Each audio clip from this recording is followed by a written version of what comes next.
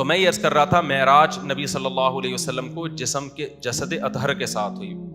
یہ اللہ کی طرف سے ایک معجزہ تھا. آپ صلی اللہ علیہ وسلم بیت المقدس میں گئے. معراج میں کیا کیا حکمتیں تھیں؟ سب سے بڑی حکمت یہ تھی کہ اللہ نے محمد صلی اللہ علیہ وسلم کو سب سے آخر میں بھیجا لیکن بنایا سب سے افضل. تو پریکٹیکلی کچھ ایسے کام کروانے تھے تاکہ آپ کی پریکٹیکلی فضیلت، عملی دنیا میں آپ کی فضیلت تمام پیغمبروں پر ثابت ہو جائے.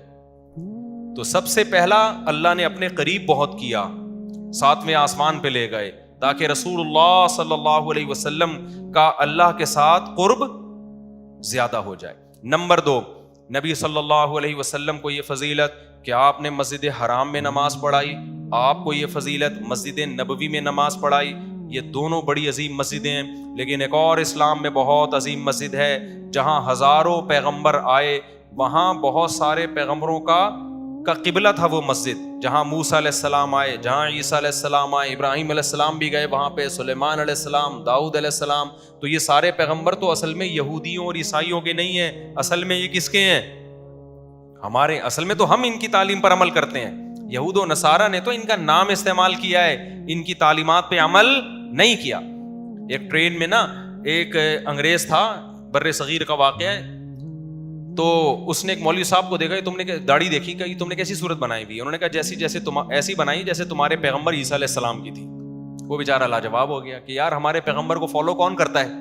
فالو تو یہ لوگ کر رہے ہیں. تو قرآن کہتا ہے النبی اولا بالمؤمنین من، وہ قرآن کہتا ہے کہ ان اول الناس بابراہیم للذین اتبعوہ وہذا النبی. ابراہیم کے قریب یہ نبی ہیں اور جو ان نبی کو فالو کر رہے ہیں. یہود و نصارہ دعویٰ کرتے ہیں ہم ابراہیم علیہ السلام کو مانتے ہیں، وہ ہمارے پیغمبر ہیں. قرآن کہہ رہے اصل میں وہ کس کے پیغمبر ہیں؟ مسلمانوں کے. کیونکہ ان کی تعلیمات کو کون فالو کر رہا ہے؟ مسلمان فالو کر رہے ہیں. کیونکہ ابراہیم شرک نہیں کرتے تھے، وہ کسی مخلوق کو اللہ کا بیٹا نہیں کہتے تھے. تو اب چونکہ وہ بیت المقدس بھی بہت عظیم مسجد ہے، نبی نے فرمایا جس نے مسجد حرام میں نماز پڑھی 1,00,000 نمازوں کا ثواب، مسجد اقصی میں نماز پڑھی 50,000 نمازوں کا ثواب، اور مسجد نبوی میں نماز پڑھی 1,000 نمازوں کا ثواب. تو مسجد اقصی کی بڑی فضیلت ہے. وہاں بہت سارے پیغمبر مدفون ہیں، دفن ہے وہاں پہ.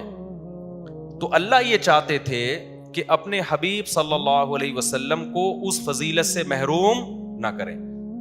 اچھا، اس میں حکمت یہ تھی کہ نبی کی فضیلت میں بھی اضافہ ہو جائے کہ آپ مسجد اقصی میں بھی نماز پڑھیں اور مسجد اقصی کی فضیلت بھی اور زیادہ بڑھ جائے. اب ہم اگر مسجد اقصی جائیں تو ہمارے ذہن میں خلش رہے گی، بھائی یہاں موسیٰ کلیم اللہ آئے، بھائی یہاں یوسف علیہ السلام آئے، بھائی یہاں ابراہیم علیہ السلام آئے، بھائی یہاں پر داؤد علیہ السلام آئے، سلیمان علیہ السلام آئے، اور پتہ نہیں کتنے پیغمبر آئے، عیسیٰ علیہ السلام آئے، لیکن محمد صلی اللہ علیہ وسلم یہاں نہیں آئے. تو اللہ نے مسجد اقصی کی فضیلت کو 4 چاند لگانے کے لیے سید الانبیاء آخری پیغمبر کو بھی مسجد اقصی میں بھیج دیا. آپ وہاں جا کے نماز پڑھیں تاکہ مسجد اقصی کی فضیلت بھی بڑھ جائے. علماء جب وہ لوکیشن بتاتے ہیں یہاں نبی آئے تھے، یہاں اپنے امامت کی.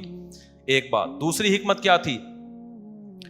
صحیح بخاری کی حدیث، صحیح مسلم کی حدیث کہ تمام پیغمبروں کی ہمارے نبی صلی اللہ علیہ وسلم نے مسجد اقصی میں امامت کی ہے. اللہ نے تمام پیغمبروں کو جمع کر دیا، تمام پیغمبروں کو جمع کر دیا، سارے پیغمبر اکٹھے ہوئے وہاں پہ. اس میں بھی کیا مقصد تھا کہ ہمارے نبی صلی اللہ علیہ وسلم کی فضیلت کو ثابت، کیونکہ جو سب سے افضل ہوتا ہے اس کو امام بنایا جاتا ہے. ایک عالم ایک علمی نقطے کی بات کرتے تھے کہ دیکھو حدیث سے یہ بات ثابت ہے کہ سورہ فاتحہ صرف نبی پہ نازل ہوئی ہے. اس سے پتہ چلتا ہے کہ دوسرے پیغمبروں کو شاید سورہ فاتحہ نہ آتی ہو. تو جب ہمارے نبی نے نماز پڑھائی تو ان کے طریقے سے پڑھائی ہوگی یا اپنے طریقے سے؟ اپنے طریقے سے. تو فاتحہ نبی نے پڑھی، پیچھے جو پیغمبر تھے وہ کیا تھے؟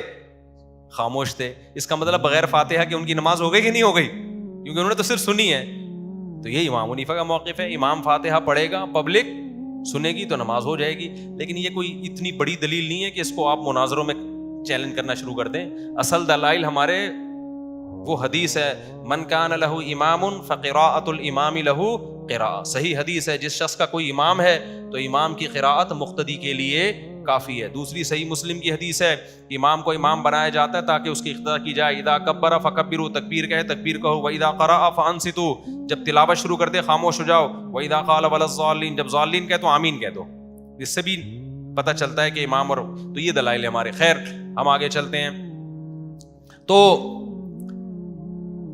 اللہ نے اپنے حبیب صلی اللہ علیہ وسلم کی امامت میں تمام پیغمبروں کو جمع کیا تاکہ عملی طور پر بھی رسول اللہ صلی اللہ علیہ وسلم کی فضیلت ثابت ہو جائے.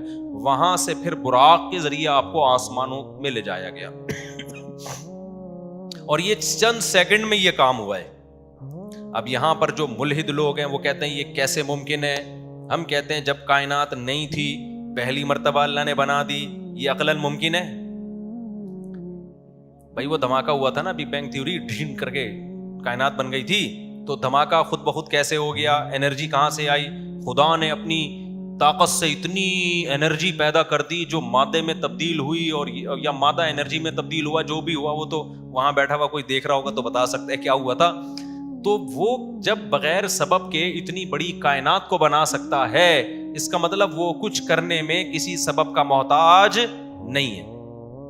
تو اللہ تعالیٰ کے لیے یہ نبی نے نہیں کیا. اگر نبی نے خود کیا ہوتا تو ایک اعتراض بنتا تھا, بھائی اتنے تھوڑے سے عرصے میں آپ مسجد اقصیٰ سے کیسے ہو کے آ گئے؟